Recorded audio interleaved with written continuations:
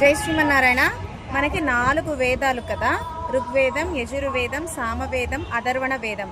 ఈ 4 వేదాలలో మొదటి వేదం ఋగ్వేదం. ఋగ్వేదంలో మన తిరుమల కొండ గురించి చాలా అద్భుతంగా చెప్పారు. ఋగ్వేదంలో ఏమని, మనకు ఆధ్యాత్మిక, ఆది భౌతిక, ఆది దైవిక అని తాపత్రయాలు ఉన్నాయి. అంటే బాధ పెట్టేవన్నమాట. మన కష్టాలు, కర్మలు, బాధలు, మానసిక ఒత్తిడి ఇవన్నీ ఉంటే గిరిం గచ్చ, ఒకసారి కొండకి రండి.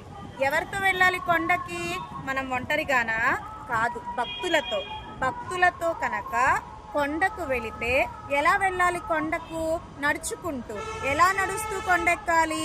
గోవిందా గోవిందా అంటూ గోవిందనామ సంకీర్తన చేస్తూ కనుక భక్తులతో కొండ గచ్చ, గిరింగచ్చ కొండెక్కితే ఆ గోవిందుడి యొక్క కటాక్షం పరిపూర్ణ